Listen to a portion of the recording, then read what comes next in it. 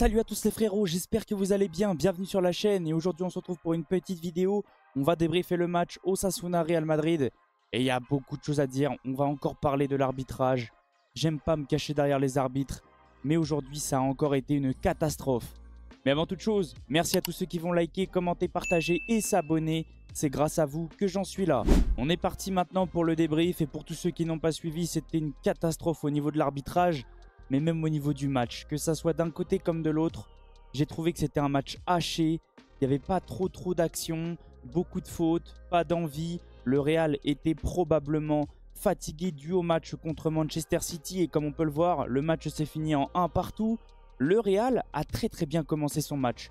Pour moi, le Real était clairement au-dessus pendant les 15-20 premières minutes. Ensuite, le Real a commencé à lâcher un petit peu le ballon, a commencé à souffrir. Bon, on peut le voir, ouverture du score du Real très méritée, but de Kylian Mbappé. Le souci, c'est que le Real a commencé à lâcher le ballon, peut-être de la fatigue due au match contre Manchester City. Et Osasuna a commencé un petit peu à reprendre le match à son compte. Et on a senti un Real qui commençait un petit peu à pêcher physiquement. Et ça, j'arrête pas de le dire. Carlo Ancelotti ne fait pas de changement. Et Carlo Ancelotti ne fait pas reposer ses cadres. Oui, il fait reposer quelques-uns des fois.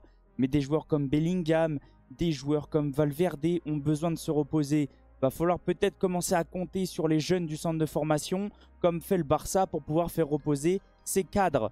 Tout simplement, le Real prend un carton rouge, peut-être mérité, je ne sais pas qu'est-ce qu'il a dit. Peut-être que Bellingham a insulté l'arbitre, j'en ai aucune idée, donc moi je ne peux pas me prononcer. Par contre, on va parler de ce qui s'est passé juste avant. Osasuna a fait que des fautes pendant tout le match. Osasuna, c'est une équipe de bouchers. Je m'y attendais pas autant, mais j'ai eu l'impression de revoir Retafe.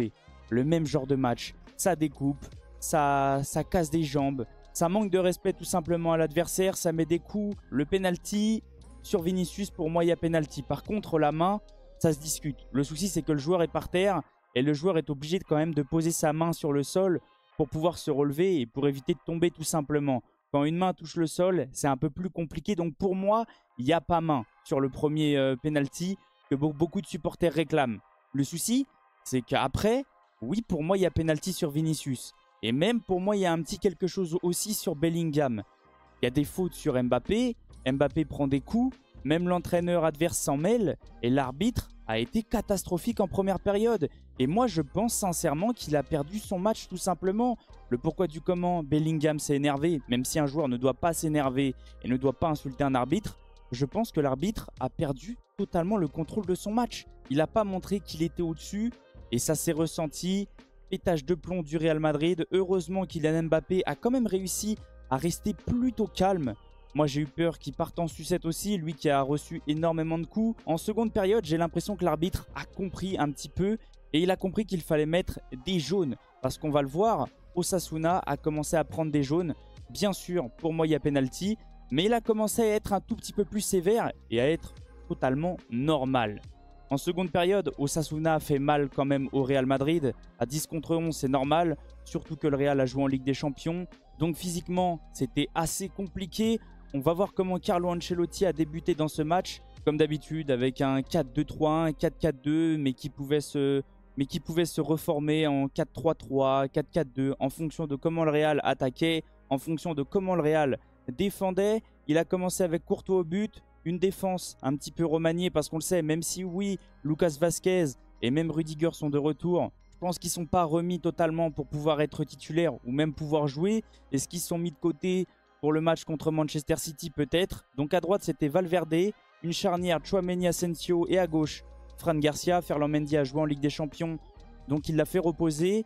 Au milieu, Camavinga, Bellingham, Modric. Il a fait reposer aussi Ceballos. Il a quand même fait reposer un petit peu.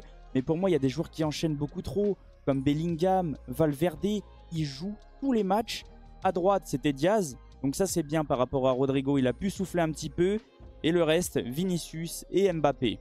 Au niveau de comment Carlo Ancelotti a joué, moi, je vous ai mis un 4-4-2 parce que j'avais la sensation que ça jouait plutôt comme ça, avec un Bellingham, oui, qui repiquait un petit peu dans l'axe, Camavinga et Modric qui redescendaient beaucoup.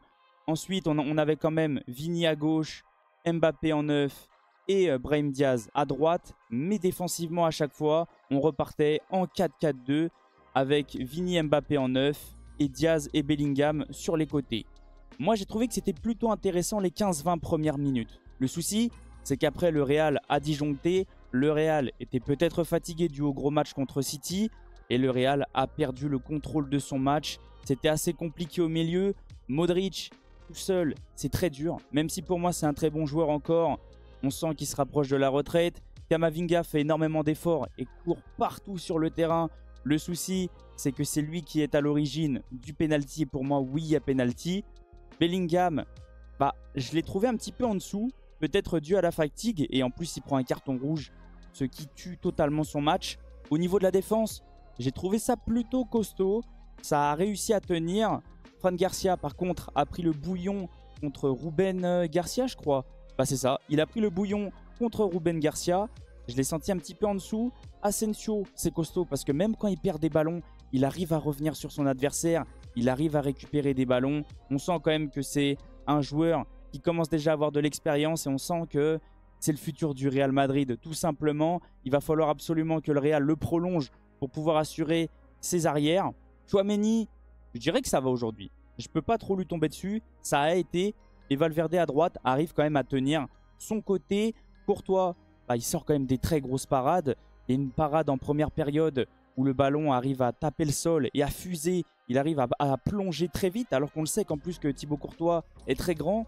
Donc pour se coucher, c'est un peu plus difficile. Mais il arrive encore une fois à faire une parade exceptionnelle. Le souci, c'est que sur le penalty, comme j'arrête pas de vous dire, c'est du 50-50. Et il n'a rien pu faire vu qu'il a été pris à contre-pied. Au niveau des stats, un peu plus en détail, on va le voir. Le Real a plutôt dominé un petit peu sa première période, surtout les 15-20 premières minutes comme je vous ai dit. 58% de possession à 42, 1,12 de XG à 0,32, 9 tirs à 4, 4 tirs cadrés à 1, 4 grandes chances à 0, mais le Real a manqué quand même 3 grandes chances. Et surtout Vinicius, on va en parler aussi de ses occasions ratées. Il y a une tête qu'il doit mettre parce qu'il est tout seul. Il y a même un face-à-face qu'il ne doit pas rater. Vinicius croque beaucoup en ce moment. J'ai l'impression qu'on n'a plus le même Vinicius autant décisif que les années précédentes, même s'il apporte quand même, et ça je suis d'accord avec vous.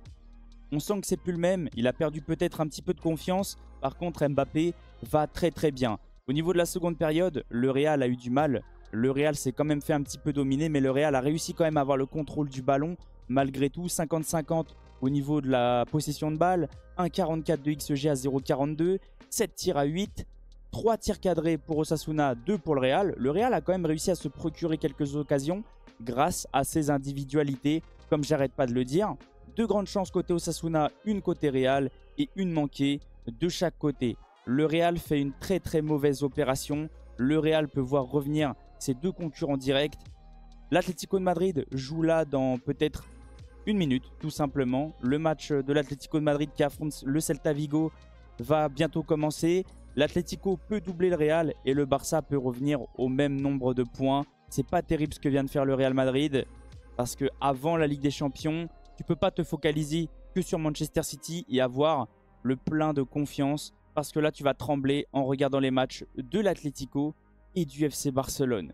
Attention, le Real, ça va un petit peu moins bien depuis quelques matchs, comme on peut le voir, une défaite et 2 matchs nuls. Va falloir faire vraiment attention, pouvoir se concentrer sur la Champions League, mais aussi sur la Liga, ça va devenir très dur.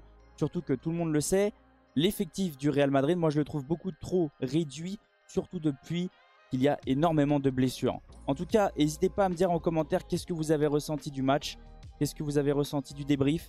Il n'y a pas grand chose à dire à part que l'arbitrage a été catastrophique, à part que le match n'a pas été terrible. Moi je trouve que ça a été énormément haché, pas beaucoup d'occasions, beaucoup de fautes, des joueurs qui n'étaient probablement pas à 100%, des joueurs qui n'ont pas envie, Osasuna qui refuse presque le jeu, oui qui joue vers l'avant mais qui découpe tous les joueurs. Mbappé a subi énormément de fautes, pareil pour Vinicius, même si pour moi il ne faut pas non plus trop se plaindre. L'arbitrage surtout en première période n'a pas non plus été terrible. On va se laisser sur ça, merci à tous ceux qui sont passés et on se retrouve tout à l'heure pour le débrief du match du Paris Saint-Germain qui se déplace à Toulouse. Passez une excellente soirée et on se retrouve très vite. Ciao les potes et à tout à l'heure.